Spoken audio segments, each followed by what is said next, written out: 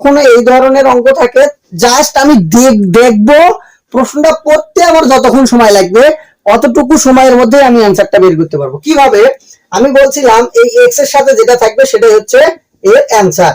তা আমরা পরীক্ষার হলে এত কিছু লিখবো না, আমি জাস্ট চিন্তা করব এখানে যেহেতু সাইন আছে তাহলে সাইন কত ডিগ্রির মান হচ্ছে হাফ, 30 ডিগ্রি।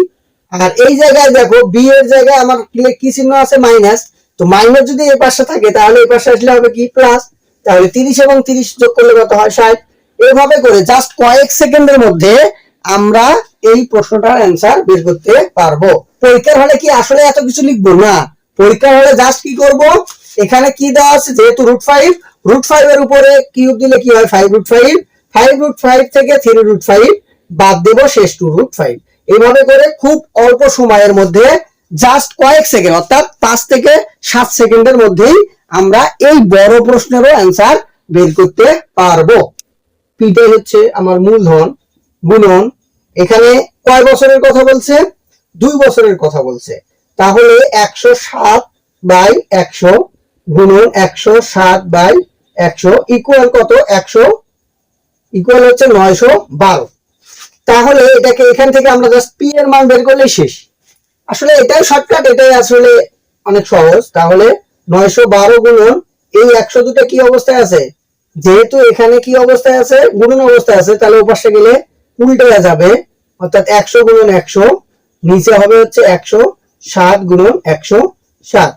এখন এটাকে যদি আমরা ক্যালকুলেশন করি তাহলে আমাদের দেখা যাবে অ্যান্সার আসবে হচ্ছে 796.57। আসসালামু আলাইকুম প্রিয় এসএসসি পরীক্ষার্থী ভাইয়া ও আপুরা, তোমরা জানো যে আমি 2026 সালে যারা তোমরা এসএসসি পরীক্ষা দিবা তাদের জন্য শুধুমাত্র 150টি এমসিকিউ তোমাদের সাজেশনমূলক ক্লাস নিচ্ছি, এবং এই 150টি প্রশ্ন আমি খুব সুন্দরভাবে খুব সহজে কিভাবে আমরা পরীক্ষার হলে অ্যান্সার করতে পারবো সেটা আমি শেখাচ্ছি, এবং খুব শর্টকাট ওয়েতে কিভাবে আমরা খুব দ্রুত এই 150টি প্রশ্ন অ্যান্সার করতে পারবো সেটা আমি শেখাচ্ছি।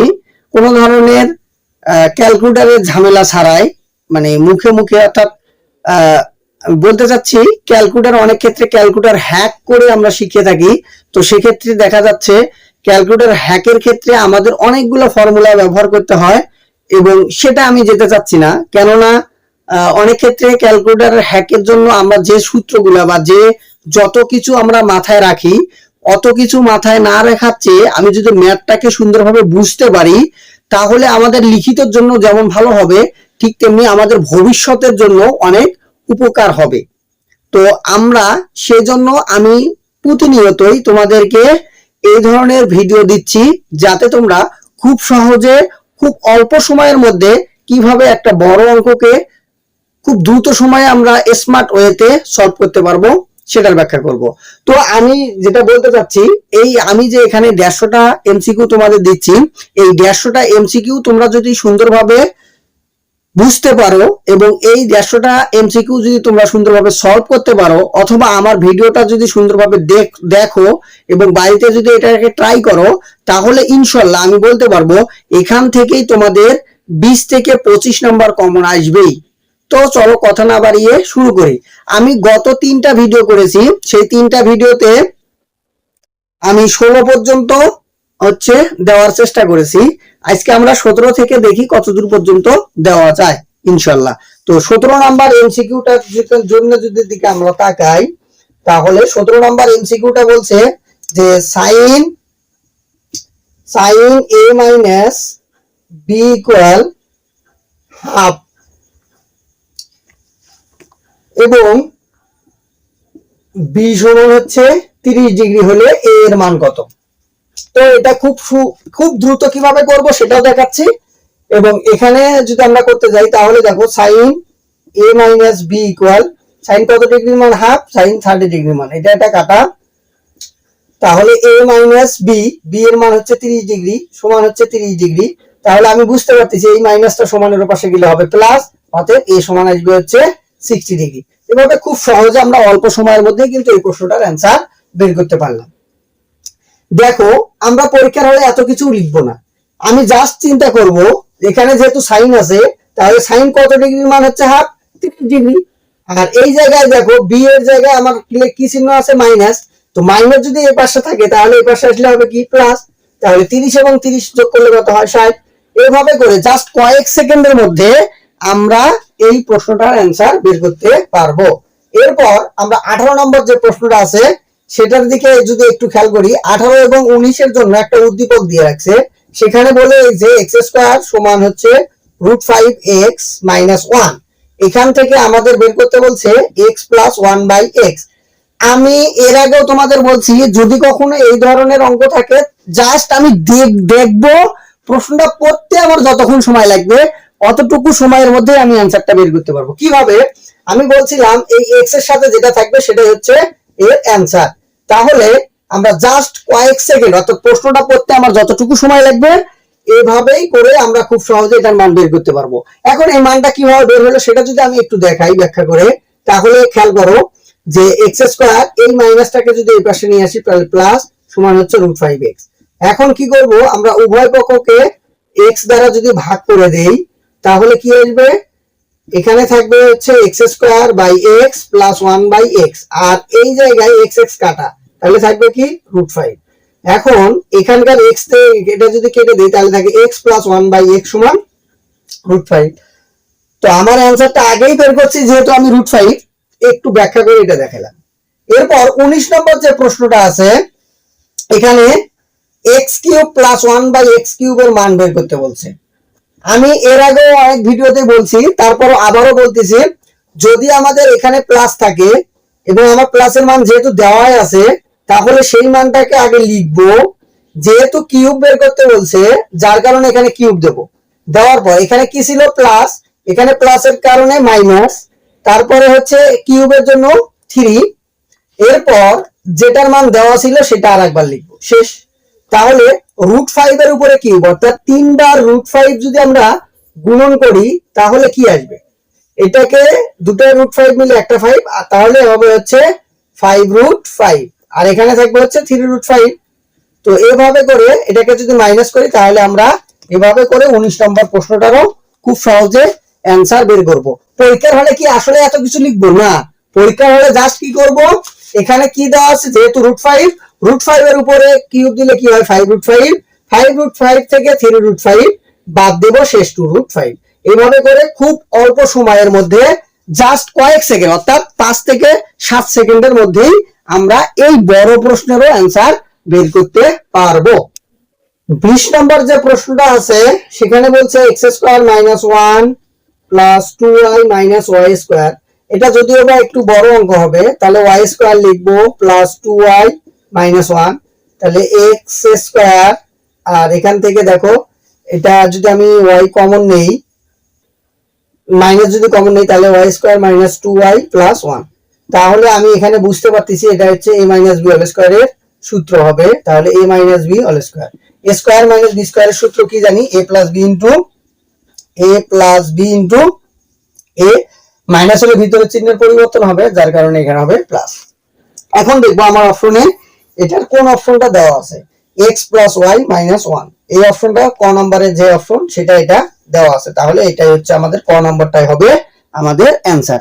এভাবে করে এই প্রশ্নটা খুব সহজে করতে পারবো। আসলে এটা খুব বেশি একটা বড় না, আমরা আসলে যখন এটা করব তখন এগুলো কোনো লাইন লিখবো না, আমি এখানে বুঝতেই পারতেছি যেহেতু এখানে মাইনাস আছে তাহলে মাইনাসটাকে আমাকে কমন নিতে হবে, আর মাইনাসটা যখন আমি কমন নেব এই প্লাসটা তখন হয়ে যাবে মাইনাস, অর্থাৎ ওখানে হবে a - b²। তাহলে আমার এখানে আছে স্কয়ার আর ওখানে হবে হচ্ছে a - b²। তো a² - b² এর জাস্ট এই দুটো লাইন লিখেই কিন্তু আমি এই 20 নম্বর প্রশ্নেরও অ্যান্সার বের করতে পারবো। এরপর আমরা যদি 21 নম্বর অঙ্কটার দিকে একটু খেয়াল করি, এই অঙ্কগুলো আমাদের মাথা ঘুরে দেয়, কেননা এই অঙ্কগুলো আমরা করতে অনেকটা ভয় করি। আসলে ভয় পাওয়ার এখানে কিছু নাই, এখানে চক্রবৃদ্ধির কথা বলছে, এখানে স্ববৃদ্ধি মূল বলতেই কিন্তু চক্রবৃদ্ধি। তো স্ববৃদ্ধি মূল যে কথা, চক্রবৃদ্ধি একই কথা।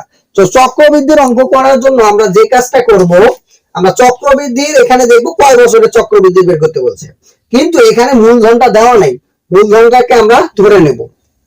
তো যদি আমি একটু প্রথমে ব্যাখ্যা করে দেখাই, তারপরে দেখো এটাও শর্টকাট যদিও।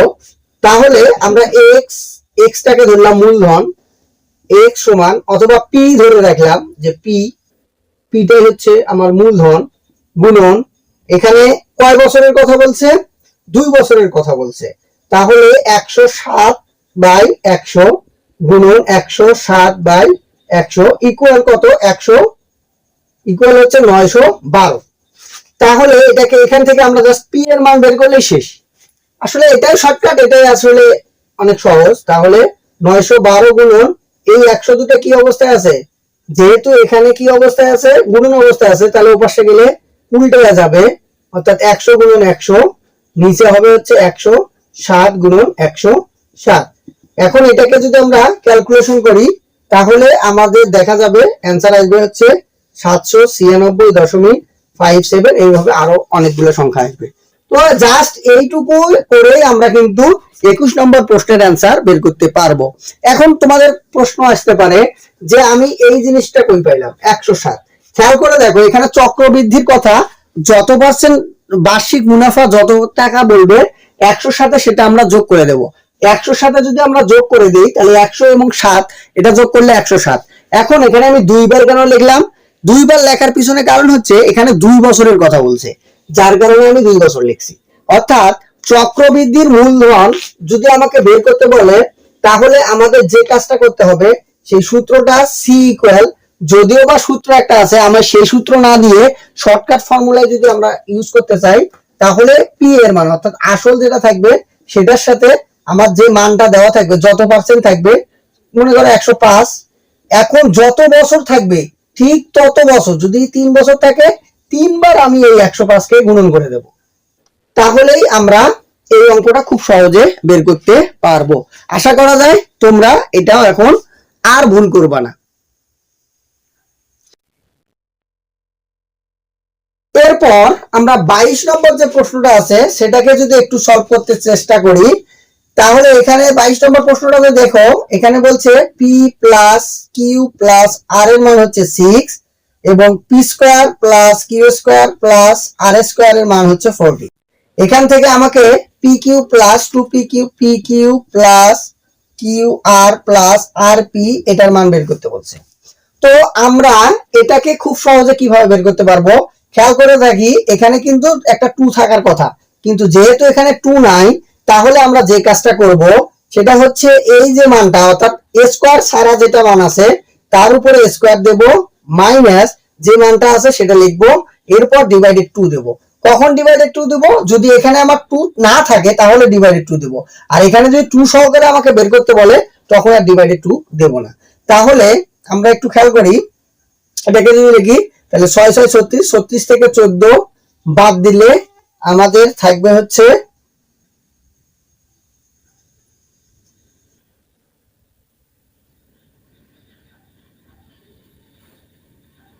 22। 22 কে যদি আমরা 2 দিয়ে ভাগ করি তাহলে হয় 11, যেটা আমাদের ঘ নম্বর অপশনে দেওয়া আছে। তো এভাবে করে আমরা খুব সহজে এই প্রশ্নটারও অ্যান্সার বের করতে পারবো। এটা আসলে একটা সূত্র, এই সূত্রটা আসলে মুখস্থর কিছু না, আমি সূত্রটাকে এইভাবে মাথায় রাখি, সেটা হচ্ছে a plus B plus C whole স্কয়ারের সূত্র কি, a square plus B square plus C square plus 2ab into BC 2ca। এটাকে যদি আমরা সবগুলো থেকে 2 কমন নিই তাহলে থাকে ab plus BC plus ca। তো এখান থেকে আমাকে যেটাই বের করতে বলুক আমি জাস্ট এই সূত্রটাকে হয় এটাকে এই পাশে নিয়ে আসবো নতুবা এটাকে এই পাশে নিয়ে আসবো, তাহলেই দেখা যাবে যে এই সূত্রটা আমরা খুব সুন্দরভাবে এই প্রশ্নের যতগুলো মানে অর্থাৎ এই সূত্র থেকে যতগুলো এমসিকিউ আসবে সেগুলোরও খুব দ্রুত অ্যান্সার করতে পারবো। এই জন্যই আমি বলি ম্যাথকে আসলে আমরা ভয় করব না। ম্যাথ আমার এই জন্যই একটা স্লোগান আছে তোমরা জানো, ম্যাথকে ভয় নয় আমরাই করব জয় ইনশাল্লাহ। আর কোন ধরনের ক্যালকুলেটর ইউজ করে কিংবা অনেক বড় করে আমরা যে এমসিকিউ করব এমনটা না। তোমাদের যদি এই ভিডিওটা ভালো লেগে থাকে তাহলে অবশ্যই আমার ইউটিউব চ্যানেলটাকে সাবস্ক্রাইব করবা আর আমার ফেসবুক পেজটা ফলো দিয়ে রাখবা। আসসালামু আলাইকুম।